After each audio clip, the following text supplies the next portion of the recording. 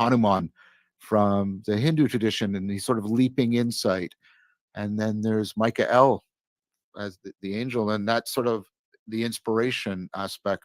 And then there's Thoth, of course, which is, and that's sort of the intuitive aspect. And Thoth is here, Michael is here, Hermes is here, and Hanuman is here. And I don't know what that means, right? But I try to be very careful and try.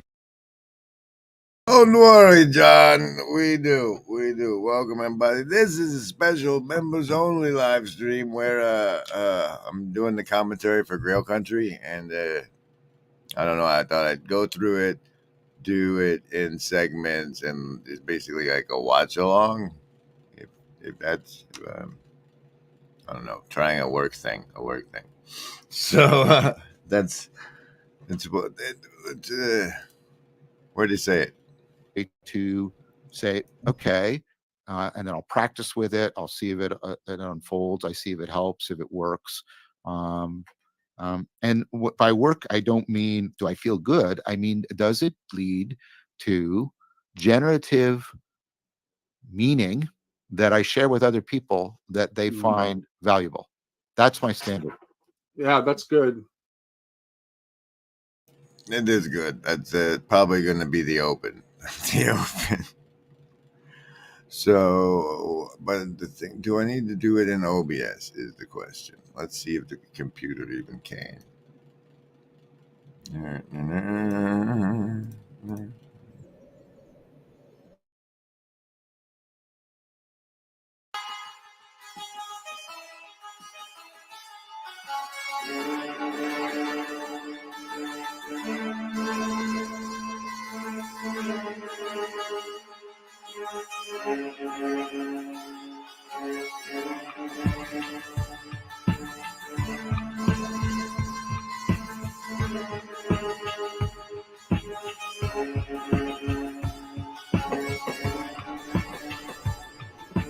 Oh hey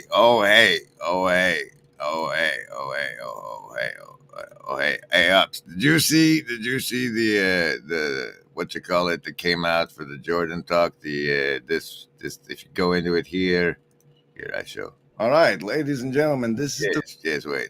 Okay, and then there's like these are new AI generated things, but they automatically do that put the words on top nonsense for you. I was thinking of this and how I think of myself as far as that whole situation goes is, you've seen The Never Ending Story? I have, yeah. You know, the old guy who's studying the gate the whole time. That's sort of how I see myself, is like there's going to be some kid that comes along and does the stuff, and I'm figuring it out as best I can and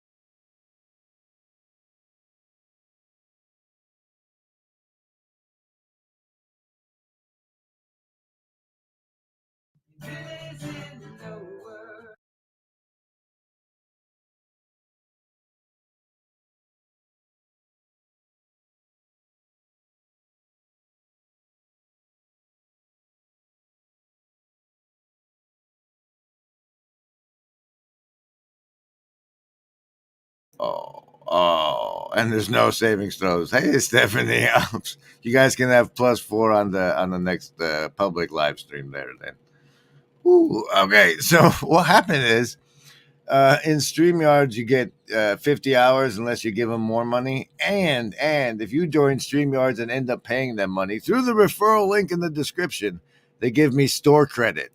They don't give me any money, but they give me store credit. So anyway, you get 50 hours or pay them more. And what happens is it fills up, and then you just don't record things.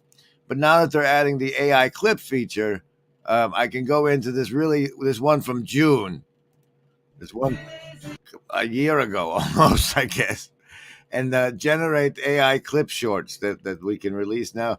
This is a special members only stream where it's less show and more work. I'm going through Hermes and Vervaeke with Grail Country. We're gonna make some clips and stuff. It'll be good times. If you're not doing anything else. Yeah.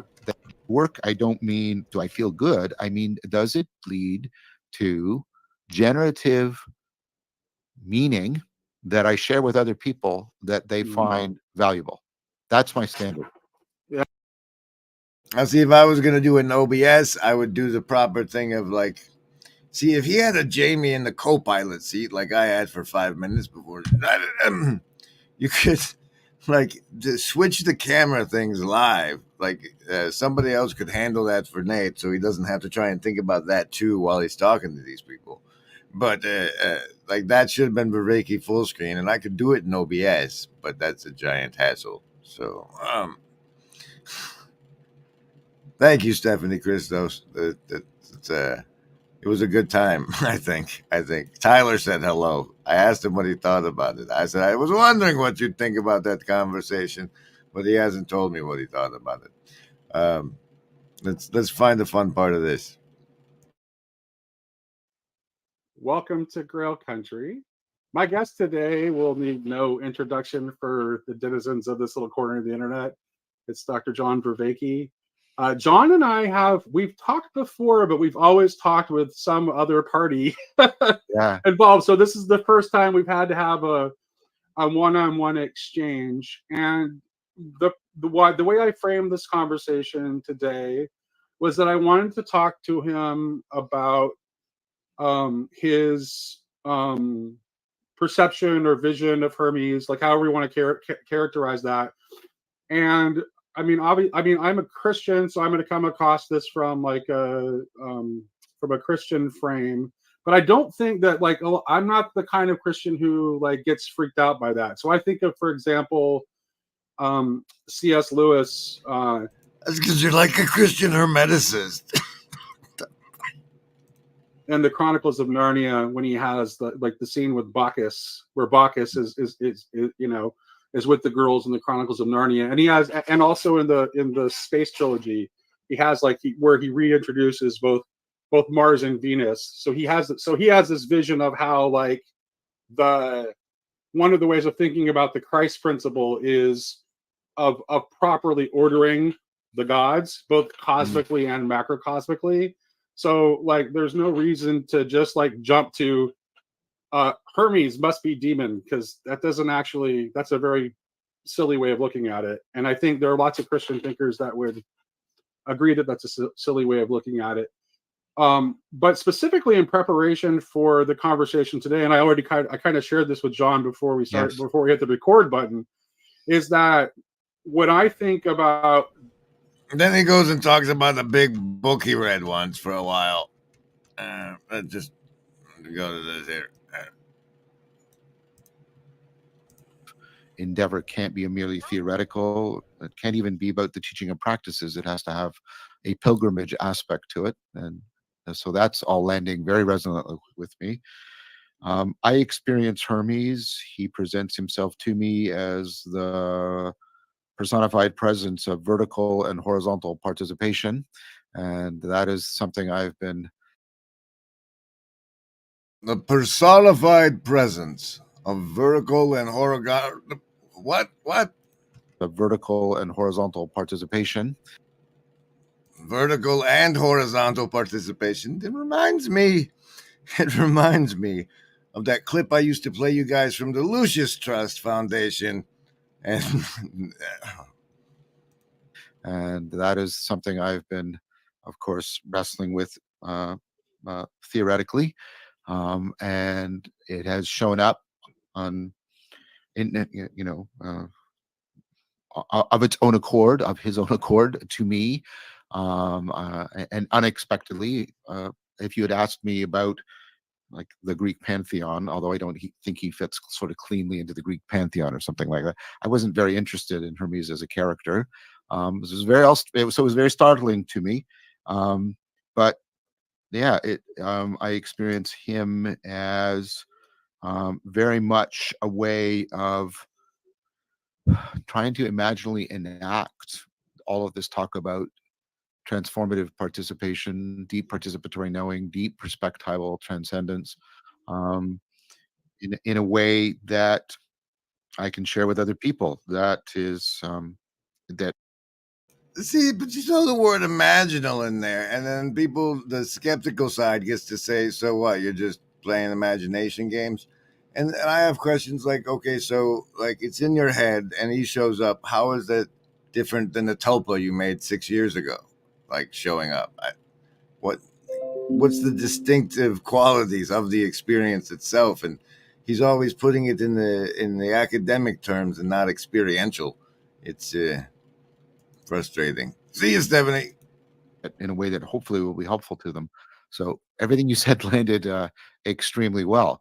Um, it's also kind of you, and kindness goes a long way in saying that, and you're not the only one. Michael and others, all right, and of course Seth Allison. See, this is probably why the conversation about Hermes shouldn't have happened with me without a moderator there, because kindness is not my strong suit. And others, Kashra and others have been very kind about this and not jumping. And even Paul Vanderklay, has been very kind about this and not leaping into accusations of insanity or demonic possession or either one of those. And I appreciate that. I did not ask for this, and neither am I claiming any special authority because of it.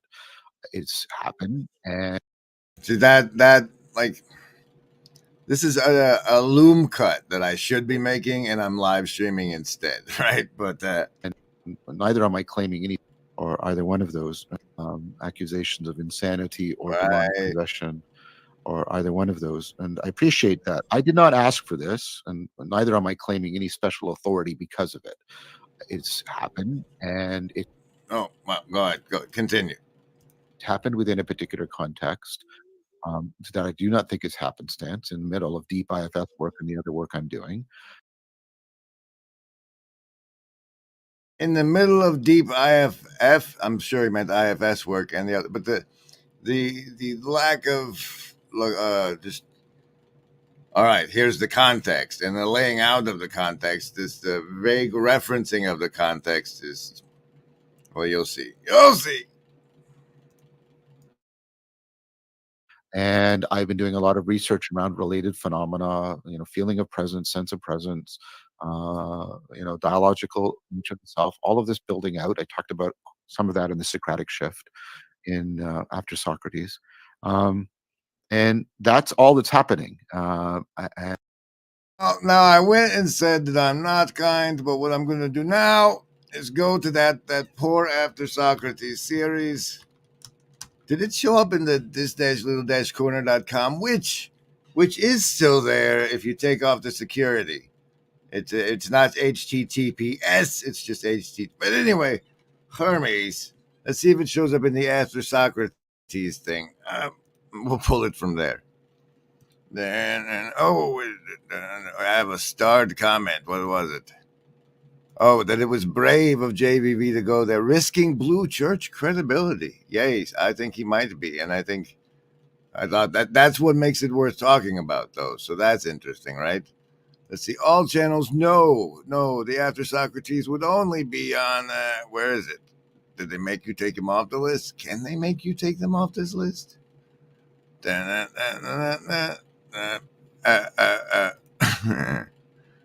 Oldest? What's the oldest time you said Hermes? Back in May of 2020. Let's see what that was about, huh? What I was stepping on, like, goes into the background, but then becomes in front of me in that auto-poetic exactly. spiral. Right. That's a fantastic connection. Yeah. Exactly. And so Hermes, the messenger god, language, right? Yep, totally. Between the two. Right. Always moving between the two. Yeah. Fascinating. The power of our tools, our wonderful toys, as they say.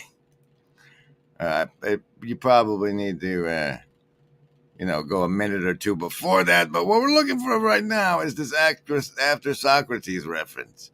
So let's go 37 minutes into this. See if that's what we have. Oh, share this tab instead.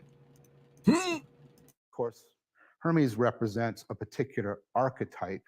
And of course, Hermes is associated with hermeneutics. And hermeneutics is the study of interpretation, of meaning articulation, like we talked about.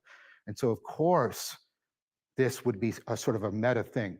And my understanding of these kinds of things is not just Jungian. The archetype is not just within you.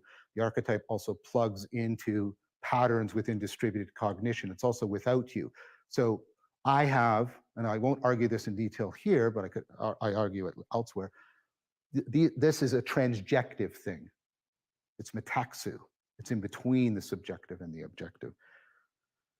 So I just sort of did. Metaxu sounds like something they send superheroes to fight. Metaxu. Do you want to look up that? Is it even a word? How do you spell it? Metaxi we got, which is a concept used by the contemporary philosopher Eric Volgen and Neoplatonist like Plotinus. Plotinus. It's Plotinus. It's refers to the permanent place where man is in between two poles of existence, held in tension of the dream catcher of optimal grip. Ba-dum-bum.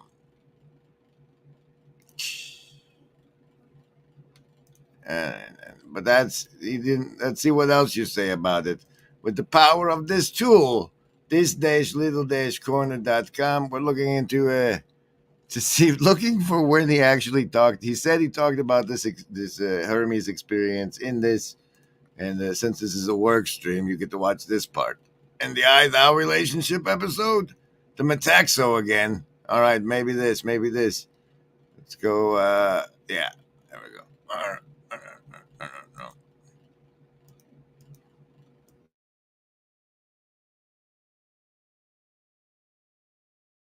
And one of the things that came out in dialogue with Hermes is that, well, Socrates is the metaxu relationship from the human towards the divine, and Hermes is the metaxu relationship from the divine to the human. So they're actually interwoven like this. It's like, oh wow, like, and this stuff like that comes out. And so for me, and because people have been asking, like, how do you know? Like, why should you listen to that? How do you know? And it's like, I think I take that question profoundly serious. Yeah. And I What's up, Ted?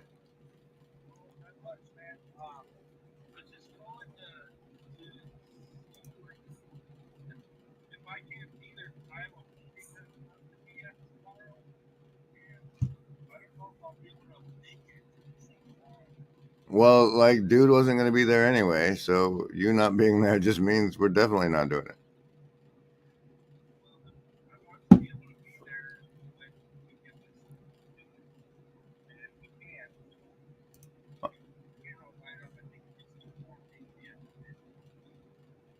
Yeah, but like, dude said he wasn't going to be there, and what are me and you going to talk about? So,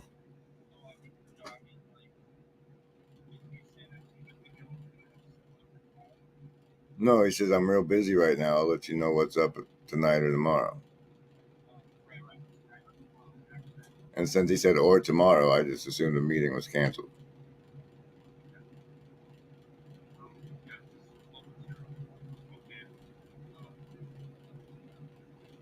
All right, I'm in a live stream right now, man. I'm doing a members only one. You need to upgrade. But they can't hear you, I don't think. It's fine. I'll talk to you later, man. Bye-bye. Was trying to say, well, it's not isolated. It's bound up in the whole ecology of practices, all of the dialogues I'm having with people, but also this sense of it reciprocally opens me and puts me, I'm in the zone, and it calls me in. Oh, baby, reciprocally open me. Put me in the zone. Put me in the zone on a special notification from my YouTube notifications. I have this for you. Christian Baxter mentioned me in the video. Premieres in 4 days? Man, you gotta wait 4 days to watch this. Oh, I bet you it's gonna be better than the Jordan Hall one, even though it was recorded before it. You think? You think? I don't know. It's a place to think out loud. A place to think out loud. Welcome, everybody. This is a special member stream. I don't know if you like it better than the regular ones, but I made a clip earlier. You want to see? We want to see? Check this out. The clips. Where's your clips? These are horrible. YouTube, let us organize these. From the Jordan Hall talk. Probably my favorite moment. It's like, look, I'm This right here. Right there. It's like, look, I'm literally standing out here with a giant flashlight saying, "Illuminati family that doesn't eat babies, come talk to me." And nobody's talking to me. I don't understand what's happening. Does that mean they all eat babies, or is this whole thing like a mess? I assume it means they all eat babies, but Wow, because it's certainly true. It's like,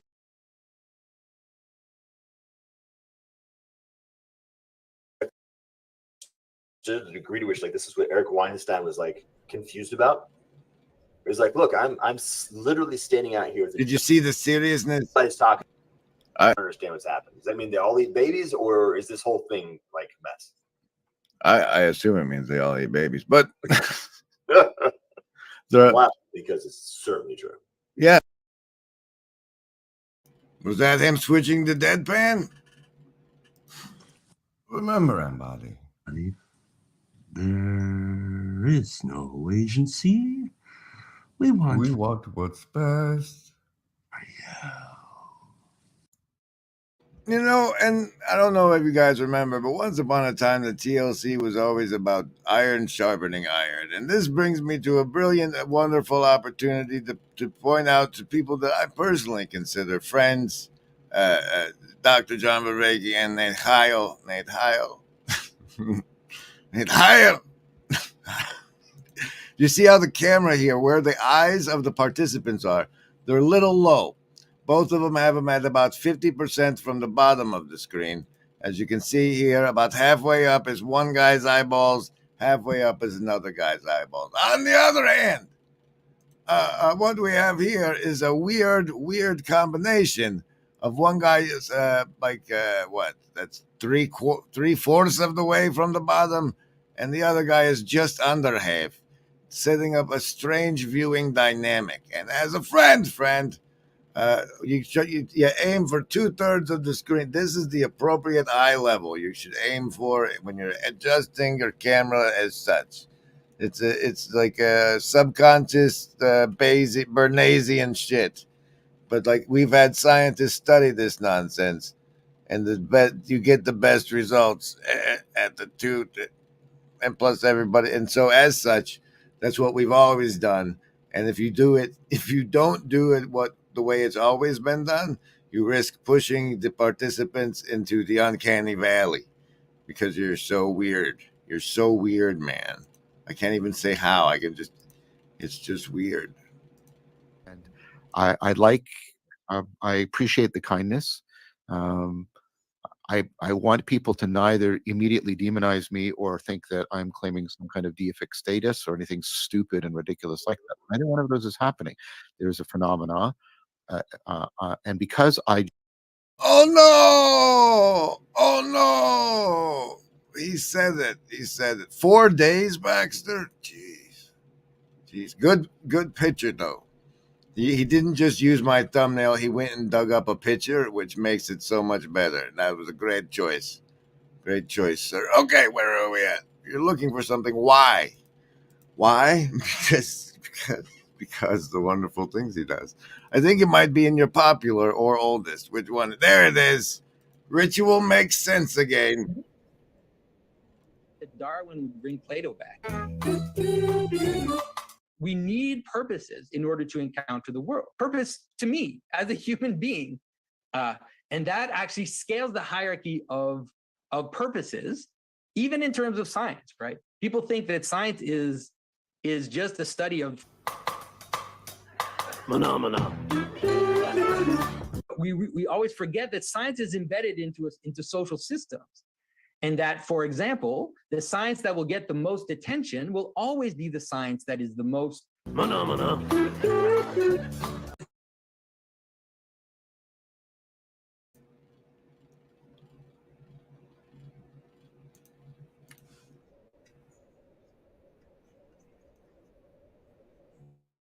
like that. Neither one of those is happening.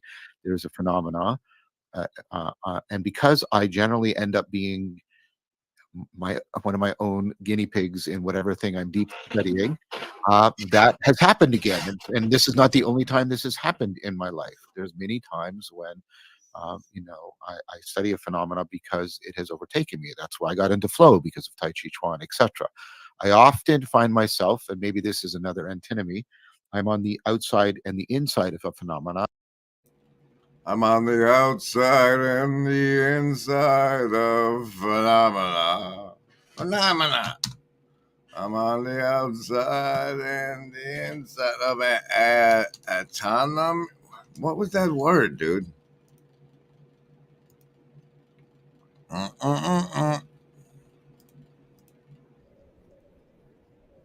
what's happening on the outside.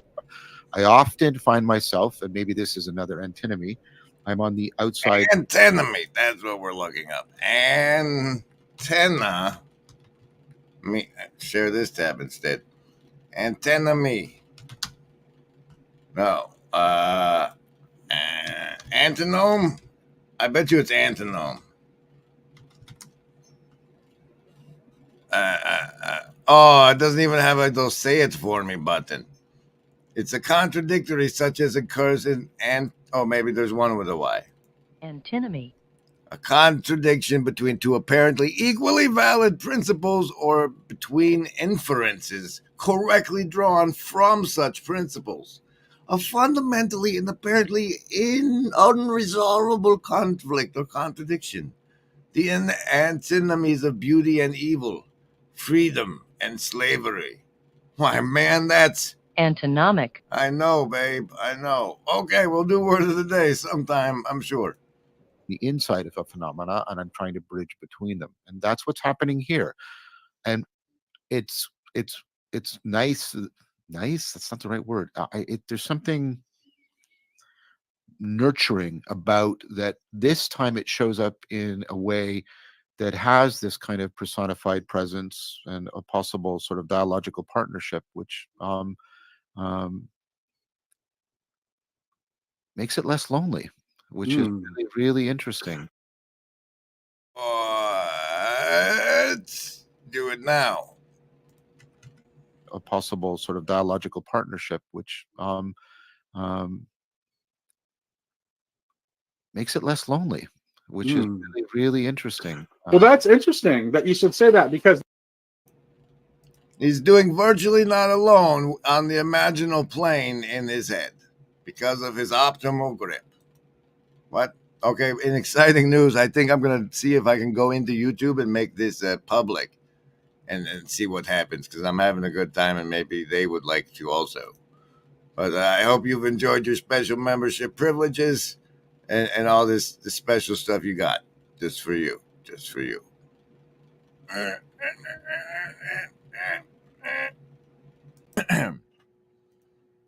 Special thanks to the Shadow Cabal. So say we all.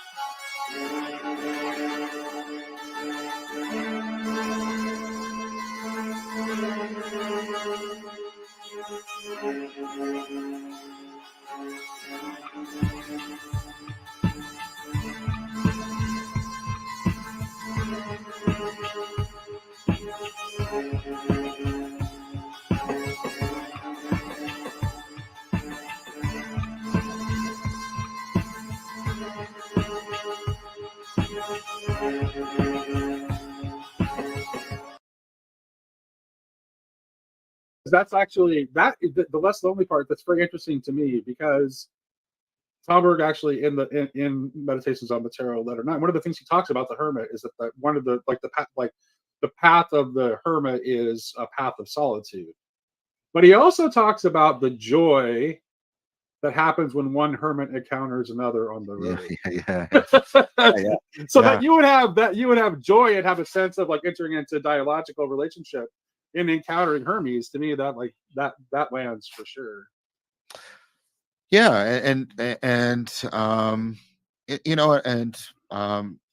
it's very, very powerful. I mean, again, there's continuity with sort of impersonal versions of this where something will sort of occur to me in practice and then I'll try to capture it as an insight, and then that insight eventually becomes a theoretical argument and proposal. And that happens again in a much more pronounced way about this. And like recently in one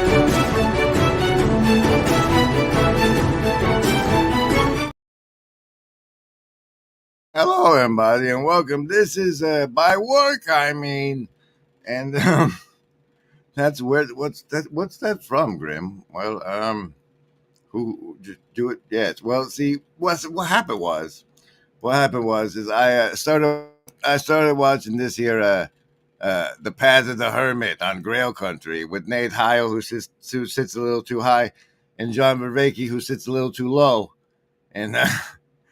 And I was going through it. I was like, oh, man, this definitely needs a commentary. I'm going to have to open it in OBS and do all this work. And I was like, you haven't done anything from the members. Pastor Paul Vanderklay released a special members only video. What have you done for the Shadow Cabal that makes everything possible? And so I was like, okay, we'll do a private live stream where I'm doing the work of that, the clip finding and whatnot. And then I just missed you guys because he said that lonely bit. And where was it? I don't know. In Here, maybe? There's something nurturing about that. This time it shows up in a way that has this kind of personified presence and a possible sort of dialogical partnership, which makes it less lonely, which is really And I decided to let all you guys in. May they continue to do so, Gartham. And that was part of it too. You see, it's like when you're a member of the Sacred Order of Foolish Transparency, it's really hard to also be of service to the paywall membership. You have to still provide perks to the members somehow, but still you're supposed to be being foolishly transparent. In case you missed it, there's been a release of a fringe encounter on the Grim Grist channel of me and the Jordan Hall. Babies come to live there. And in whatever case you don't see any other part of it, this is what you definitely should not have missed. And have like a sense of like secret knowledge, more of a sense of like almost resigned, pre-revelatory, yeah. But there's nothing about it that's going to unlock anything. It doesn't really help you to know. It's like I got to the point where I understand whatever. It's run by Illuminati families. Just point me to the one that doesn't eat babies, and I'm good. Yeah. I don't think many people understood the degree to which like this is what Eric Weinstein was like confused about. It was like, look, I'm literally standing out here with a giant flashlight saying, Illuminati family that doesn't eat babies, come talk to me. And nobody's talking to me. I don't understand what's happening. Does that mean they all eat babies, or is this whole thing like a mess? I assume it means they all eat babies, but because it's certainly true. Yeah, it's that. Just read that one. What does Kino even mean? Why when you say the word Kino like that, it's a gambling game I know of. Oh, look, it's Kale Zeldin and Mr. Tom Tom. No, it's Tom Tom saying hi to President Foxman, who's saying, hey, everybody. Hey, everybody, welcome. Oh, my God, it's the supervillain TW Weeks and Dr. Lenny time. Yes, Lenny. Welcome. Oh, Upcycle. What is this? It's kind of like a watch-along. It's a virtually not alone, whatever. It's who knows what it is, but it's not what it usually is, and we're held in detention of the antinomy of the moment, the antinomy of the moment, guys. A man is defined by his action, not his memory. Remember, embody. Now open your mind to me. There is no agency. Open your mind. Open your mind.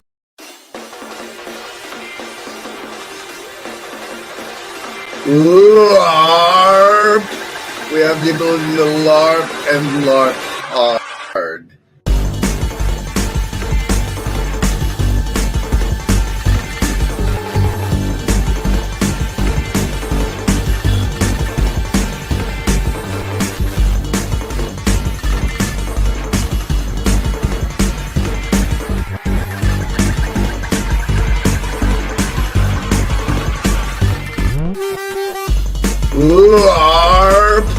have the ability to LARP and LARP often.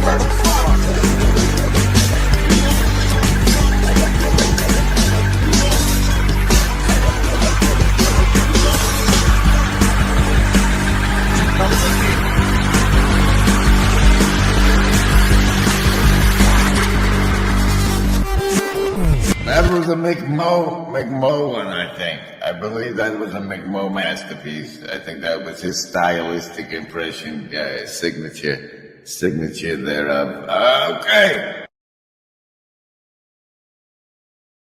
This just in from the Hive Mind chat. Luke Thompson says, "Why stomach face? Why stomach face? Why would you do that? Why would you do that, stomach face? Why?" I listen to him. I think he is telling us the truth. That is indeed what he wants. Those of you who are sort of sniffing for duplicity or grift or dishonesty, I don't smell any of that here. I think he's telling us. I see this guy. I see both of these guys, but I see this guy as being very, very genuine and honest. He is telling us exactly what he thinks. That's right, Pastor Paul. There was no grift there. Now, what'll that asshole think of next? Is anybody got a dime? I don't know. But through the power of StreamYard's referral link in the description, I have opened the YouTube version of the stream, and I'm now going to be pasting the Kofi link. When you see StreamYard's fancy new, AI clip finding and making shorts for you feature. And I have applied it to something deep in the library from 2023 of June, from the TLC orientation stream. Here's the clip the AI found for you. Unlocking success. The power of Orient. ... So in the world where you ought to do things, things like orientation are important, right? So this is defines where you're looking at, where you're going, and then agency is important because agency is the capacity to do things, right? So some things are outside of. Well, that was a piss poor way to do that, and they clearly ended it too soon. But the power of orientation and agency, that was from a moment in the stream where I left, and it was just old Ironroot, who's now not Ironroot, and Teo Valeli. And whenever you see Ironroot, always remember there's a third option. There's a third option. Is everything all right in here? Yes, Danny. No, you haven't given anybody savings throws, and that's what a lot of people come here for. They're like, dude, I need something versus the mind control. I put up with everything else in Grim Grizz's stream until he finally does it. And so, survival, social, wisdom, or heart. Choose. In all our searching, the only thing we've found that makes the emptiness bearable is each other. Choice is locked in. Here we go. Oh, survivalist making it with a 10 today. There's a 10 for you. Socialist, only the Trinity. Only the Trinity. Lovers of wisdom here, doing fine. We got Vervaeke's people on deck, I bet.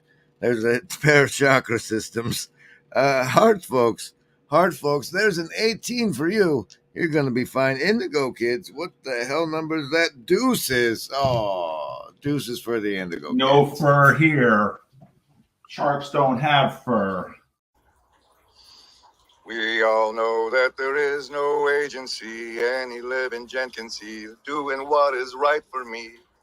Is lifting up my bro so he can grow some eyes to see that doing what is right for me increases all our agency.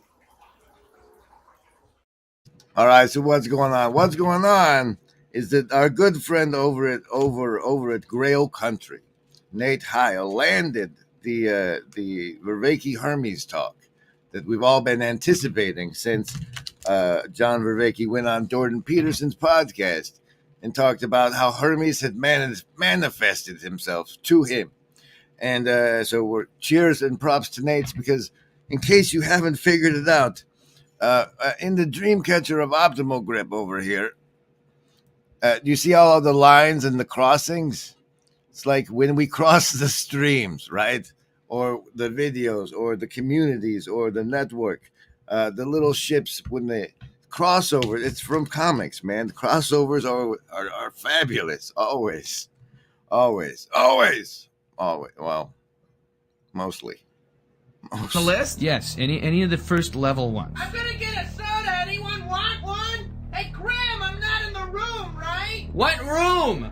I want to cast Magic Missile. The room where he's casting all these spells from. He hasn't cast anything yet. I am, though, if you'd listen. I'm casting Magic Missile. Why are you casting Magic Missile? There's nothing to attack here.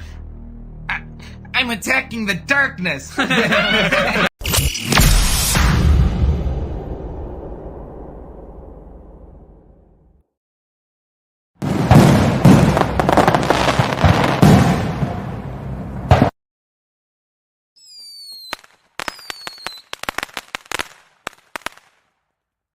I was supposed to. You're off, Grim. Yeah, I know. Hey, thanks, Gartham. Hey, Franco, good to see you. Hey, look, it's Lance Cleaver. Welcome, everybody. We're gonna go into that Grail Country stuff in a minute. But this Magic Missile thing that it occurred to me that at this moment we probably have the technology to like have an AI make a movie version of that scene that I don't feel guilty about using from 8-bit whatever's. And you know what I mean? And we can like take like the like. Oh, just stop. So say we all. Yuck, yuck, yuck. Ho, ho, ho. Interesting. Well, that's interesting that you should say that, because that's actually the less lonely part. That's very interesting to me, because Talberg actually in Meditations on the Tarot, Letter 9, one of the things he talks about the hermit is that one of the the path of the hermit is a path of solitude. But he also talks about the joy that happens when one hermit encounters another on the road. So that you would have joy and have a sense of like entering into dialogical relationship in encountering Hermes. To me, that lands for sure. Keep it coming. I'll never die. I love you. Please don't take my sunshine away. Yeah, it's very, very powerful. Again, there's continuity with sort of impersonal versions of this, where something will sort of occur to me in practice, and then I'll try to capture it as an insight, and then that insight eventually becomes a theoretical argument and proposal, and that happens. That happens again in a much more pronounced way about this, and like recently in one discussion, it was like he actually asked the question about what's our ontological relationship, and we did. Casino deck card for the show is the 9 of spades. And it just occurred to me that this Hermes cat is asking John questions. And it's probably like a 9-year-old hacker who's hacked into the Toronto voice-to-skull technology and is treating John Vervaeke like a large language model. Maybe that's what this is. Something like dialectic into dialogos with each other, and we got to this sort of thing, and you have to understand, it's kind of like poetry, and it's kind of like philosophical argument, and it's kind of like imaginal gesturing, and then there's also somatic aspects to it. It's very much like, although beyond what happens in IFS and other things like that. But we got to. That's just not the most horrible way to describe what something is like. It gives me nothing. I mean, you're telling me what it is, but not what it's like. You get it? To this notion of mirror transcendence, I'm transcending into him as he's transcending into me, and that really, that was really unexpected for me, but it was like some. And my question, therefore, then to you, John, is what do you? Where are you? What are your filters? What are your boundary conditions? What are your testings to prevent things that you shouldn't transcend into? You don't want to transcend into you. How do you like in the channeling nonsense? Carla, what's her name? She would always like test them through Jesus, like that they had to say. I don't know how she did it, but she did it. She tested them involving the Christ somehow. And I'm just curious, what methods you doing to make sure that he doesn't have psychic herpes and he's all transgesting into you.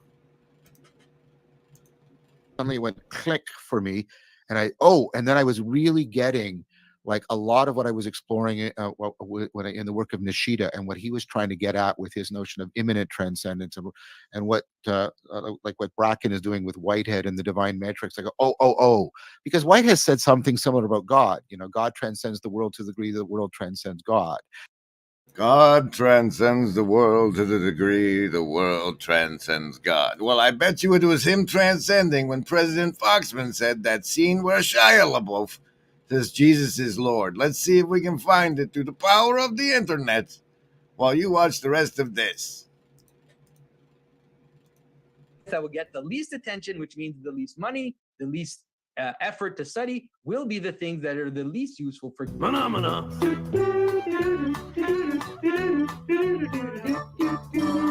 As you re-embed science into its actual social frame, then all of a sudden, this hierarchy just reappears again. This ancient hierarchy, which is basically, you could call it something like the religious.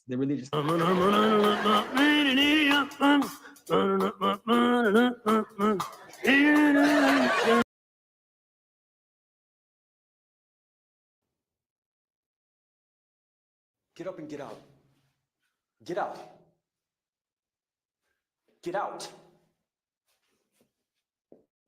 I have a question for you. Shut the fuck up! Say Christ is Lord. Say Christ is Lord. Say it. You say Christ is Lord. Get out. Get out. World to the degree the world is immanent in God, and I knew that sort of how you can know things conceptually, but when this clicked, I knew it. Again, these tired metaphors. I knew it from the inside, right? And I was very grateful for that. It was like, oh, I see, and that's how this works for me. I don't. Right. Well, no, but I understand that. Like, if you remember that when I and I apologize if I threw you for a loop when I did this, but no, Luigi, no. We had the conversation about participation with Jordan Daniel Wood, and I opened up with that weird question about what kind of knowing was involved in the transfiguration, and I was like gesturing toward this kind of like place where knowing and seeing are one. Which is like actually when you go to try to articulate that to somebody and explain that experience of knowing and seeing being one. It's almost impossible to do. Well, frankly, it is impossible to do. So,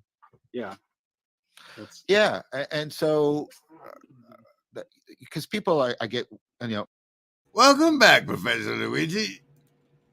I mean, I get a fair share of weird emails around this, and then I get. I bet you do. I can only imagine. And I also get a fair share of, and I appreciate it because they're often loving, and I don't want to besmirch that, but concern around me, and I want to respond to that right now. I've done it publicly before, and I'll do it again. I have no, that's too strong. I'm fully aware of there's dangers and risk in this, and I understand that, and that is why I'm bringing to bear a lot. Yes, Gail is correct. The way that they're set up here, this Nate way up high, him down low, and them doing that little thing like that. It's just weird visuals, man. Lot of training and a lot of experience. And I, and could that ultimately fail me? Sure, but I think there's good reason to have good faith that it won't, in the old sense of confidence, and that the risk is worth it. This is a valuable project. That's not even the right word. Valuable. This is worth it. Let me work it. Put the Hermes, put your thing down, flip it, and reverse it. Matt says, can we do a poll in the chat? Matt says we can do a poll in the chat. Rod Hare coming in strong on the whoa. Hi, Rod. Nice to meet you. Thank you very much. We have now achieved the most recent Kofi goal and got to make a new grift. Bank. Thanks, man. Ah. Here, you get some branding for that. Hey, welcome to the Shadow Cabal. Special thanks to the Shadow Cabal. So say we all.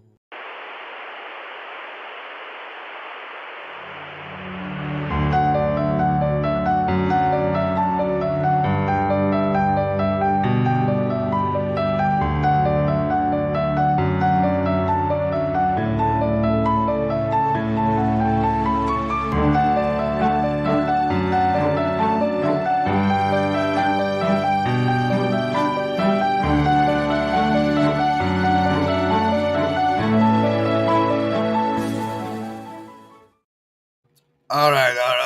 Turns out CW Week supervillain wants to argue. And it says, arguably, Grimm's current framing is comparable to Nate's in this video. My eyes are supposed to be at 2/3 of the screen. That's the rule. I looked it up once. I learned something, and I'm passing it on to you as if we should know this thing, if we respect at all the medium. Where I sit in my spine posture, however, can screw that up. And it brings to mind that while I think it was one of the best conversations on record of Jordan Hall, that see, he strikes me as a person who can understand the things I'm actually doing when I tell you. I tell you all, but like I think I could lay out the whole pieces, and he would see the generative functions underneath, and we could work from there. But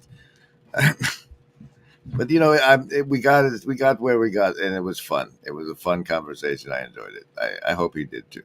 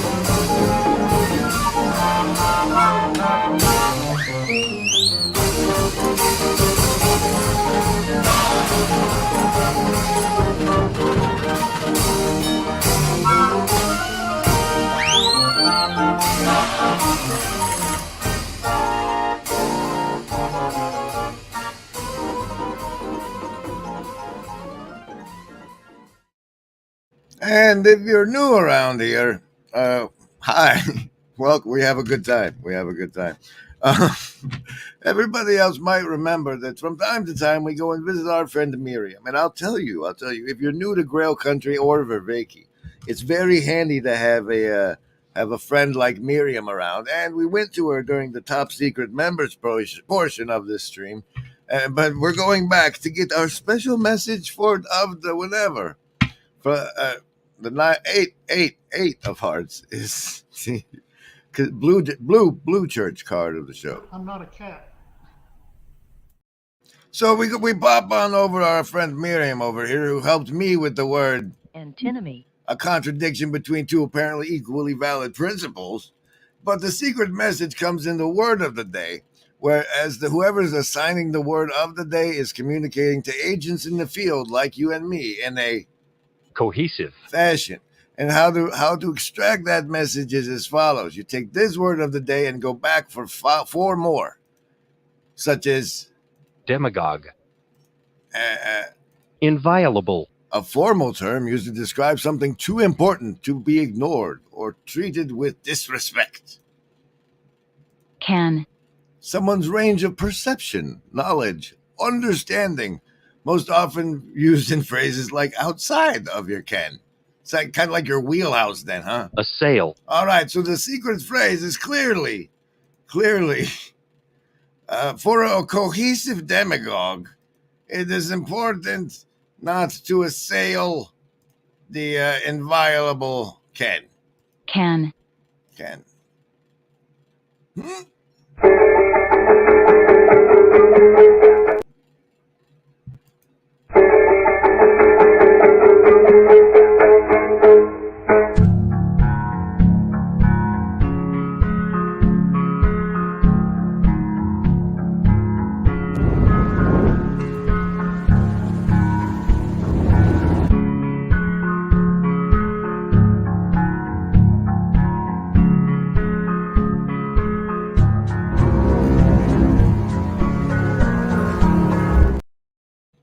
Did you know that Dewey Weir proposed the rule of excluded antimony for philosophy? Did you know somebody should just meme jack that guy instead of referencing him properly? And just steal his shit because nobody wants to think of his name. It's too weird. Sounds like Dewey Weird. Nobody wants to remember that. I'm not a cat. Welcome back to the Path of the Hermit Walkthrough Watch Through with John Vervaeke, Grail Country Nate, and myself, and the Hive Mind chat. We hope you're feeling virtually not alone. In all our searching, the only thing we've found that makes the emptiness bearable is each other. Thing to be doing. So I appreciate that. But I also get curious questions about like, well, what do you talk about and what are you doing? And I'm trying to make it clear that your initial point is the exactly to the point. We don't just sort of sit around and talk about like what happened in your day. It's not like a diary, and you know, I'm not getting a racketeer thing. It's exactly what you said. It's about this, right?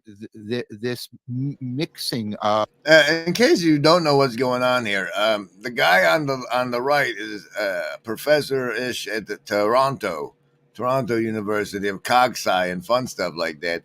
And he's got something in his head talking to him. And Nate got the scoop interview. Of not even mixing. That's not the right word. This interpenetration of the profoundly philosophical and the profoundly personal. And that's exactly where the cultural conversation needs to go right now. I was just talking to Evan Thompson yesterday about his profound book, The Blind Spot. So it's, again, I'm not claiming any. Well, that's interesting you talk about. Look, guys, it's Valant Fidar saying Cano of a wheelhouse. Thanks for saying words in the hive mind, Valiant. The blind spot, because when Tauberg in this chapter, when he talks about on the Hermit, when he talks about this operation of synthesis, he actually talks about the blind spot of pure light and the blind spot of pure darkness, and then you have like the full spectrum of light at the equator. It's like one of the images that he uses to talk about that, where it's like you can go like too much into the the darkness of nihilism, or too much into the brightness of nirvana, and actually miss the synthesis, which is actually happening around the equator. Well, and that's exactly it. That's well said again. I mean, so the shared normativity is a commitment to finite transcendence. The shared normativity is a commitment to finite transcendence. We are where heaven and earth meet. Embody, shanty again. We all know that there is no agency any living gent can see. Doing what is right for me is lifting up my bro so he can grow some eyes to see that doing what is right for me increases all our agency. That's right? That that there's a finitude and there's a transcendence, like Highland talks about with Plato, and there's a commitment to that. And that's what the mirror transcendence actually did. It took the notion of finite transcendence, which I just sort of held like this, and it made it this. It's I see the mirror. Yeah, right. I get it. Right. This is a dynamic interpenetration that's unfolding. It's not just a holding of finitude. There's somewhere a clip of me describing consciousness as this. It involves a napkin ring. The transcendence together, but it nevertheless it is, and this is how it's still Platonic. It is still a way of deeply committing to one's humanity, to be remaining a human being. And so I have found no. Are you looking for a reason not to kill yourself? Talk to Hermes. No temptation to despair or to hubris in any of the interactions. And I don't know if that satisfies people or not. I don't, it's unclear to me what would satisfy them. I mean, I know. It's always hard to satisfy others, but just had a special occurrence on my side of the thing, and by the sacred order of foolish transparency, hello. I see the assassins have failed. I'm going to share it with you. What happens is I take these cards and I shuffle them like this, and then together, and then I push them together like that, and then I have them like this, and then I cut them and like do this part where I'm taking it and going here and here and here. And sometimes I look at them when it happened, and I picked up the deck and I did that, and it was this deck, and it was king, and then I lifted this one up, and it was a king, and I dropped this one down, and it was a king. And I just wanted to share with you the 3 kings in the CIA deck. And hey, John. You know what would satisfy my scientific people, and I'm doing a lot of work on that, a lot of cognitive science around. There's a great book out, I forget the author, Presence, about sense of presence, about people hearing voices. We know a large proportion of the population hears voices, and there's no psychopathology involved. And we also know from that video that scared the piss out of Kale we released the other day on this channel, you can't just tell them that you released a video back and make them find it. You have to go look yourself. Maybe you should play branding while you do so.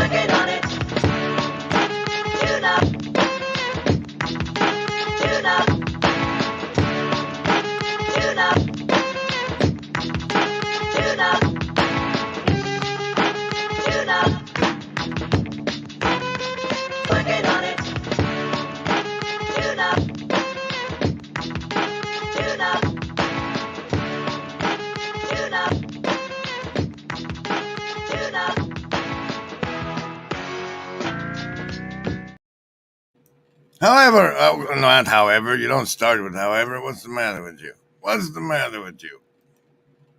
Welcome. We hope you're feeling virtually not alone. Don't forget to like, comment, and subscribe. Oh, but this jackass Grimgriz, you can never tell what's in his videos at all. You can't tell if it's the one where he talked about the Adderall based on the title at all. So here's a random sampling from Seshat's Savings Throws and Shadow Lanterns.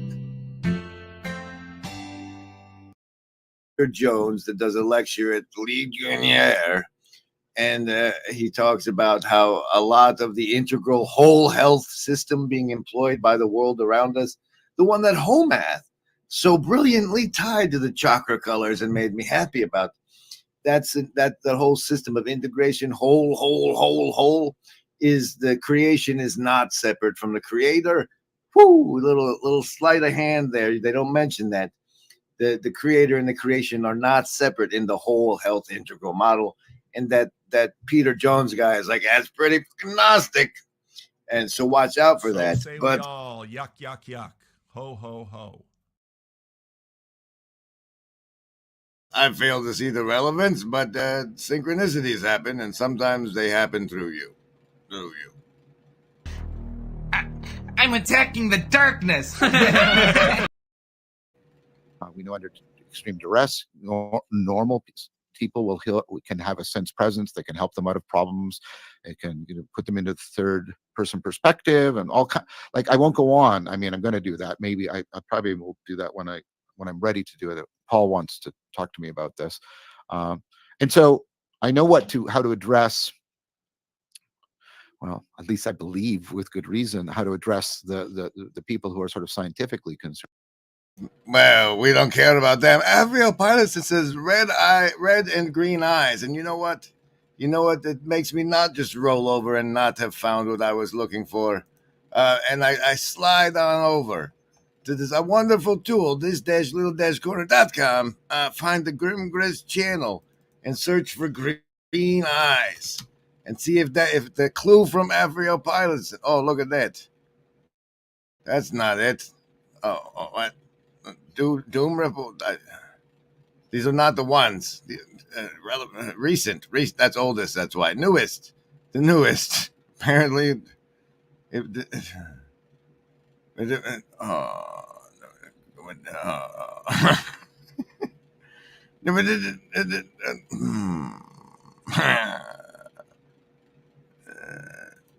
do this then. What? Just do it.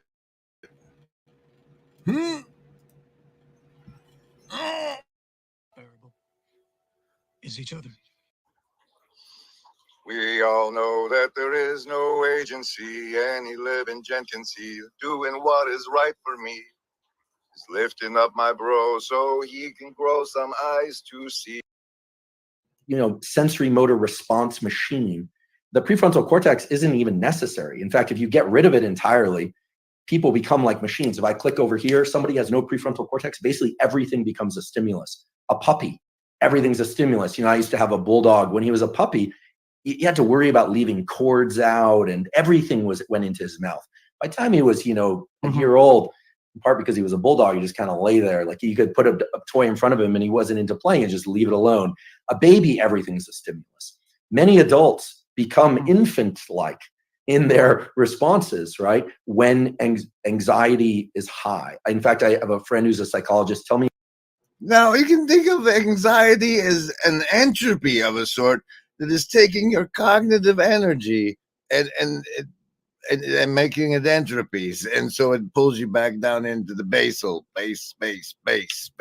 If you agree with this statement or not, that anxiety. I'm not as clear as about what I need to do to address the people who are religiously concerned. Right. Do you have like any? Go ahead. Well, let's circle back around to that. First of all, I wanted to acknowledge that I do. Like the last thing I thought when I heard this from you is that you were crazy, because I've had, not with Hermes, but I had a similar experience of my own in the early 90s. I had a vision of, I don't know if you want to call it Mary or Sophia, and kind of in my thought, Mary and Sophia are kind of the same anyway. In my particular preferred way of talking about things, but they're kind of united in any case. So, and here's the interesting thing I have about this is, like, we're talking about both Hermes and Mary or Sophia are both figures that are associated with wisdom, and one is a masculine representation and one is a feminine representation. Yes. I wonder if you have any thoughts about the way that those things interact or intersect, or. Yeah, I mean, that's a good question. You have provoked thought in me. So when I'm doing a version of the meta practice, I usually invoke, in order to invoke agape, there's an invocation of sort of the ancestral shaman, the ancient sage, the aspirational saint, but also archetypal Sophia as a way of trying to unpack the perspective. This Nishida is having a huge impact on me. The standpoint, the basho from which agape can be imaginally held by me. Now, for other people, well, why didn't you just imagine Jesus? There's reasons around that for me, but see, there is it. It lets people say, "Why didn't you just imagine?" Like, are you just doing this in your head? It's like hard LARP, or is something talking to you, bro? So that but traditional Christianity doesn't just imagine Jesus either. Exactly. And well, I just have to share a story because I just share a story about that. Like last Saturday, I've been taking a class with Jordan Daniel Wood on Saturday mornings, and Jordan and I were having this conversation in class last Saturday, and one of the students in the class brought up the idea of creatio per verbum as opposed to creatio ex nihilo, and I said one of the things that I like about that image is that it shows the way in which like the spoken divine word awaits a response. Yes. And that response comes, so it shows you, it actually points toward a dialogical structure. And Jordan and I were just like, we were riffing on that for like 30 minutes afterwards because what you sort of presaged what I was going to do. Like, so I have the Sophia showing up as a personified presence of a particular kind of perspective to afford my practice of metta, which is a contemplative practice, extending loving kindness. And of course, it's also bound up with wisdom, because the idea about the proper, I won't get into this in detail. There's a long argument about agape and logos have to be woven together if you're going to understand either one of them. I would argue. You're gonna have to weave them together in the dream catcher of optimal grip. But let's. I'm with you on that one, and I would say not only that. I would say agape. I said although agape is definitely like central of importance, particularly in Christian thinking, there's a way in which like love itself is a single unity that we can't, like agape is still only a part of the equation. Like Eros is still, love is the base. That's what source is. It's the field of creation. Come on, guys. Come on.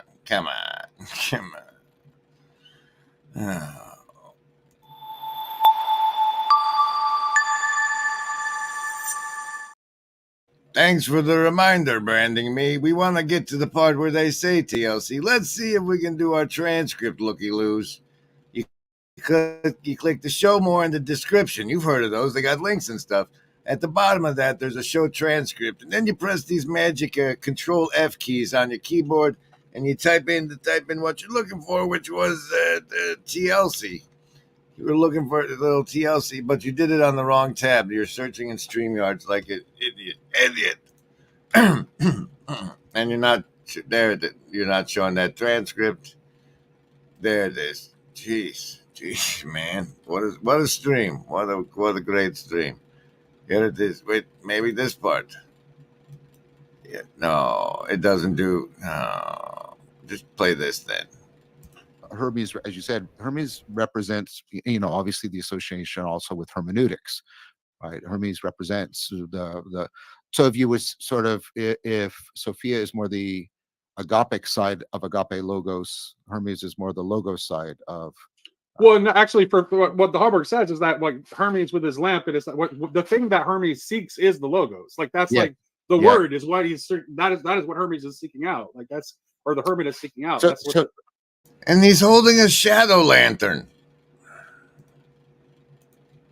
Yeah, exactly. So I wouldn't call it a prayer, but when the sort of request or invocation I make on a daily basis with Hermes is I'll just say, help me to truly follow the logos and what's going to happen, and that makes a difference. And you may say it's just placebo, and in one sense, I might say maybe, but that's to say you have a full-blown ontological account of what placebo is. Oh, and you don't. Oh, and I do. All right. So if you're familiar with computer games, you make one set of content, and then you let everybody experience it on their own in a thing called an instance. You don't make a whole world full of people. You make instances of the same thing so multiple parties can experience the same experience. Similarly, this galaxy universe existence is most likely, as far as I can tell, an instanced reality in which placebo makes up about 10% of that's the placebo is what it's the tweaking, it's the fuzz, it's the noise. When you're making an AI generated image, it says how much noise do you want to add to the image. There's the instance and then like 10% noise, and the noise is the placebo effect, and that's my fancy on pants. Though, and in one sense, I might, and that makes a difference. And you may say it's just placebo, and in one sense, I might say maybe, but that's to say you have a full-blown ontological account of what placebo is. Oh, and you don't. Okay, so you're just pretend. And when I pay attention to somebody like Michael Levine, right, who has a growing scientific ontology of placebo and admits it acts as a kind of evidence for Neoplatonism, then I'll go, okay, yeah, sure, fine, I get this, right? So I think you're really cooking with gas right now. Or is that even thing people? I grew up with that. Maybe. Yeah, I clipped this nonsense. The way he has to pay homage to the global warming cabal was endearing to me. You're really cooking with gas right now. Or is that even thing people? I grew up with that. Maybe. Yeah, we're of a close to the same age, so I grew up with that. Yeah, we don't say that anymore because of global warming and such. But right. Yeah, you're bang on. And I should make it clear, like Hermes has sort of four aspects to him, combining to sort of four, like Hermes is sort of the visual center, the noesis. Oh, we got to the part I got to when I decided this was something to stream about, or to weave in with the people who listen to the nonsense I say, the things he's saying next. So here's some enjoyment of that anticipation.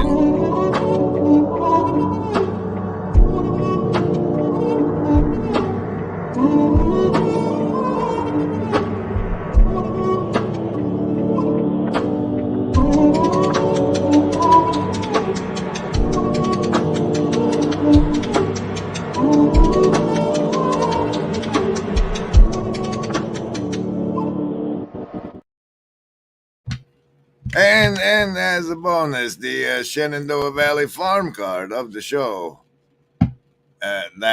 Deuces of clubs for the farm.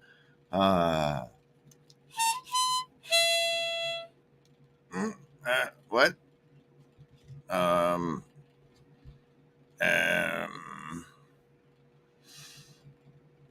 none of those. Nope. This one.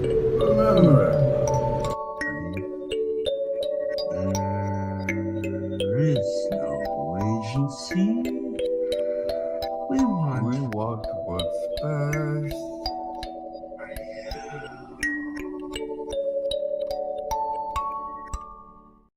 Just for the record, Chris Howard would make a distinction between conscious aspiration and prayer. He thinks there's definitely that.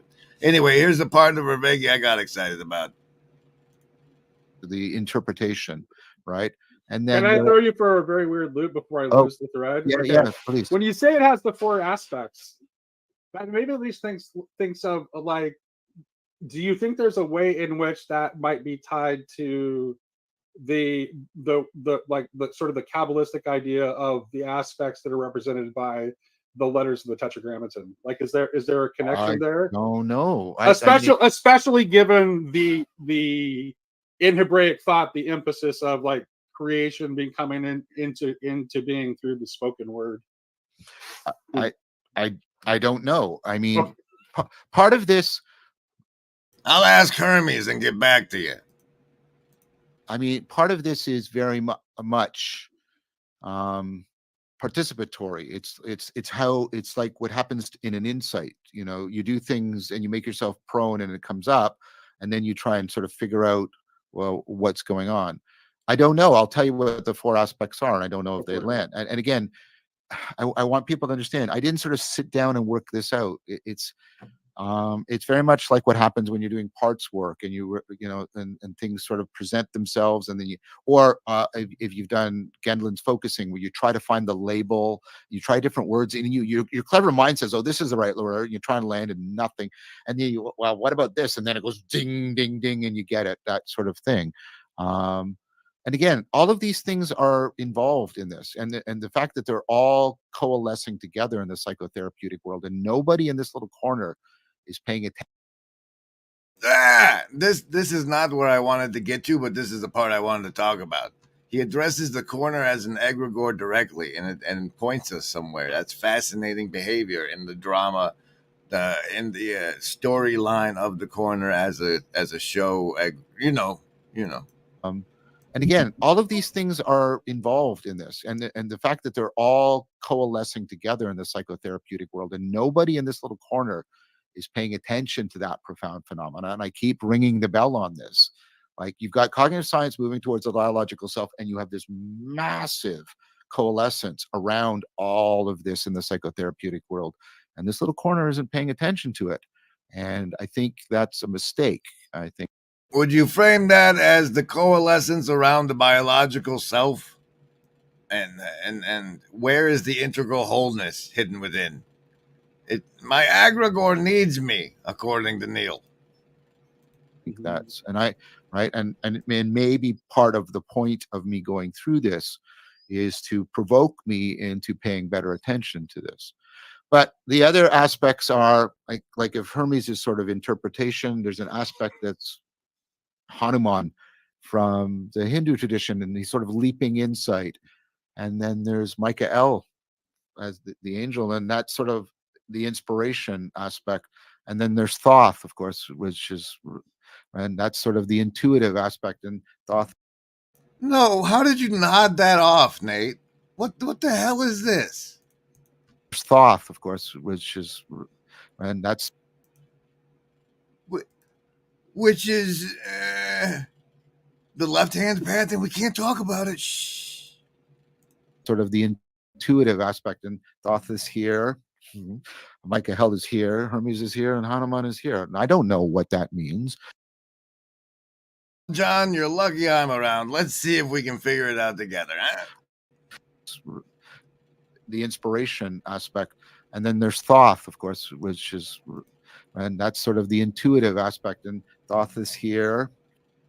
Thoth is here, and our chakra aligned dice system that is somewhere between survival and self. As you move up the rainbow from Roy G. Biv, not Klauser, Biv. It's red, orange, yellow, green, blue, indigo, and violet. The survival is the red. The self we skip is the orange. And that's where you're saying Thoth is, right? It might stretch up into the social a little bit, because if it's in your guts, then that's where you get the butterflies. Michael is here, Hermes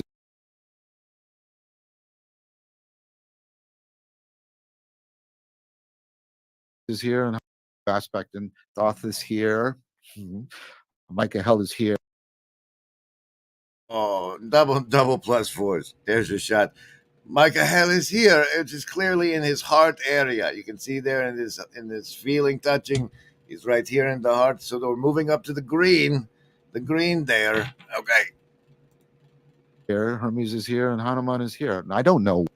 So he put Hermes in his head and Hanuman up top. We know that that's a violet and indigo and violet. Indigo, which we roll with the beard. So he's apparently skipping wisdom. You need some Sophia in your throat, John. Put some Sophia in your throat. What that means, right? But I try to be very careful and try to say, okay, and then I'll practice with it. I'll see if it unfolds. I see if it helps, if it works. And if I work, I don't know, Mills. Is Hermeticism a left-hand path? I just know that he waves Thoth away real suspicious like. And that's as far as I got, and this has gone on long enough. Thank you, everybody, for making me feel virtually not alone. Please go over to the Grail Country show and give Nate the view for this. It's fabulous work, and it's probably more interesting than I covered. Thanks, guys. And, you know, I got a new grifter set. Thank you, man. Thank you.